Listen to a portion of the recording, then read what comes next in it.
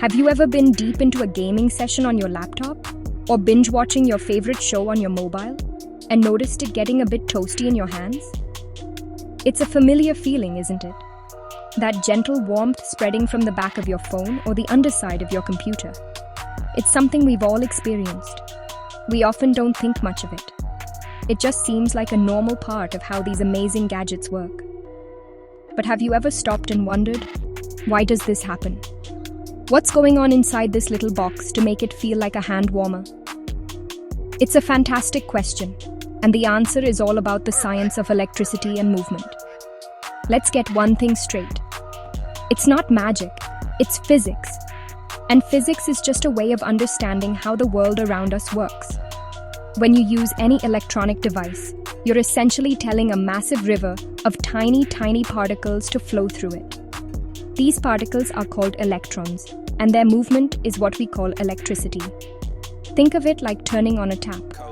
When you press the power button, you're opening a valve that allows this river of electrons to surge through the intricate pathways inside your device, bringing it to life. This flow of energy is what powers the screen, runs the apps, and connects you to the internet. Now, imagine that river of electrons isn't flowing through a wide, open channel. Instead, it's flowing through a series of very narrow, winding, and sometimes crowded streets inside a bustling city. This city is your device's internal circuitry, its computer chips and wires. The electrons are like tiny couriers, all rushing to deliver their packets of energy to different destinations to make things happen. They have a job to do, and they're moving incredibly fast to get it done. It's this frantic, high-speed journey that is the very first step in understanding where all that heat comes from. It's a beautiful, organized chaos. So we have this incredible flow of energy happening every single second your device is on. From the moment you unlock your phone to check the weather to the hours you spend working on your laptop, these little electrons are hard at work. It's a constant, invisible dance of energy that brings our digital world to life. The warmth you feel is a direct byproduct of this incredible activity. It's a sign that your device is working hard, processing information, and doing all the amazing things we ask of it. The next time you feel that warmth, remember the microscopic ballet of electrons dancing inside. So, we've established that electricity is a flow of electrons. But why does that flow create heat?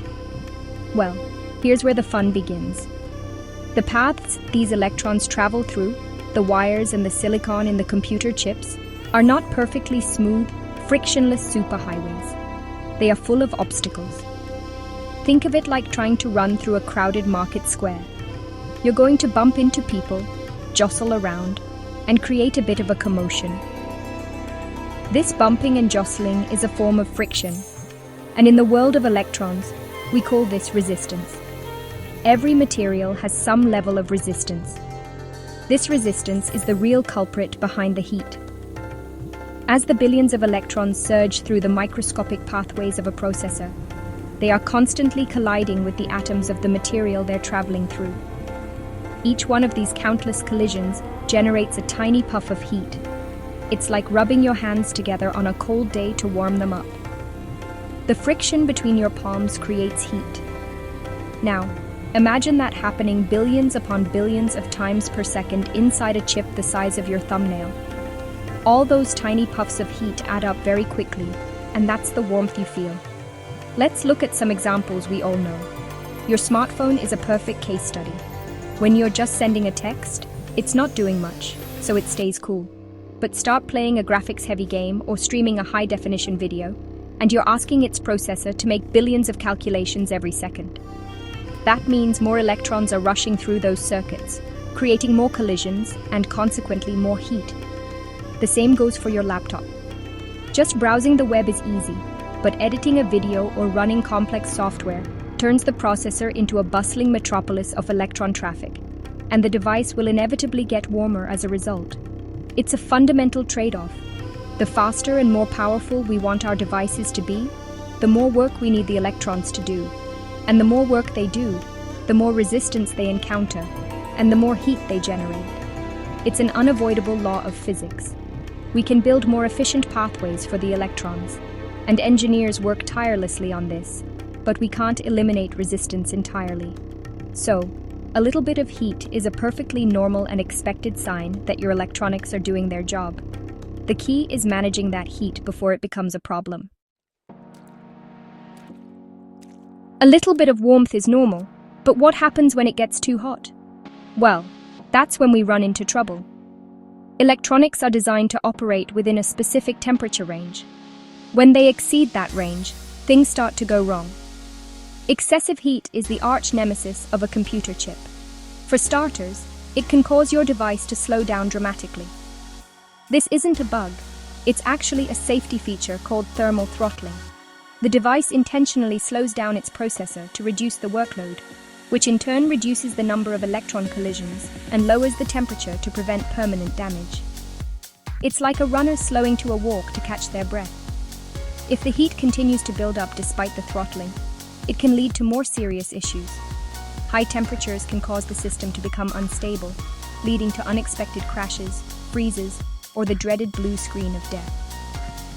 This happens because the extreme heat can interfere with the precise flow of electrical signals. The electrons, which are supposed to be following their designated paths, can start to leak or go to the wrong place, corrupting data and causing the software to fail in unpredictable ways. It's like the traffic signals in our city analogy, all malfunctioning at once, causing citywide gridlock and chaos. The real danger, however, is permanent physical damage. The components inside your electronics, especially the processor and the battery, are delicate. Prolonged exposure to high temperatures can physically degrade them. For a processor, extreme heat can actually damage the microscopic transistors inside, shortening its lifespan and eventually leading to total failure. For a lithium-ion battery, like the one in your phone or laptop, heat is particularly bad news. It accelerates the chemical reactions inside, causing the battery to lose its ability to hold a charge much faster and, in very rare extreme cases, can even pose a safety risk. So, while a warm phone is usually nothing to worry about, a device that's uncomfortably hot to the touch is a clear warning sign. It's telling you that it's struggling to cope with the heat it's generating. This is why you should never, for example, leave your phone sitting in direct sunlight in a car on a summer's day. The combination of its own generated heat and the external heat from the sun can quickly push it past its safe operating limits, risking slowdowns, crashes, and even long-term damage to its sensitive internal components. Understanding this is key to keeping your gadgets happy. Given that heat is an unavoidable byproduct of how electronics work, and too much of it is a disaster, how do engineers solve this problem? It's a brilliant field of engineering called thermal management. The goal is simple. Get the heat away from the sensitive components, like the processor, and get it out of the device. One of the most common and effective methods is the use of a heatsink. A heatsink is a piece of metal, usually aluminium or copper, designed with lots of fins. It looks like a tiny metal radiator. The heatsink is placed in direct contact with the hot component, like the CPU. The metal is a great conductor, so it pulls the heat away from the chip and spreads it out over the large surface area of all those fins. This is passive cooling. By spreading the heat out, it can be radiated into the surrounding air more efficiently. You'll find these in all sorts of devices, from your television to the chipset on your computer's motherboard. It's a simple, silent, and reliable way to manage a moderate amount of heat. But for more powerful devices, it's often not enough on its own. That's where active cooling comes in. And the most famous example is the fan. In laptops, desktop computers, and games consoles, you'll often find a fan working together with a heatsink.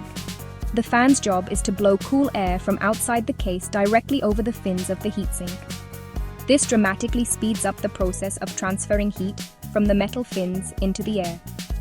The now hot air is then pushed out of the device through vents. When you hear your laptop's fan spin up during an intense task, this is exactly what's happening. The system has detected a rise in temperature and is actively working to cool itself down. From the simple metal heatsink to complex liquid cooling systems in high-end gaming PCs, the goal is always the same: fight back against the heat generated by that frantic dance of electrons. Understanding this process helps us take better care of our technology. We can make sure the vents on our laptops aren't blocked by a blanket, or we can give our phone a break when it feels too hot after a long gaming session. By understanding this fundamental principle of physics, we're not just satisfying our curiosity. We're becoming better and more responsible owners of the amazing gadgets that shape our modern world.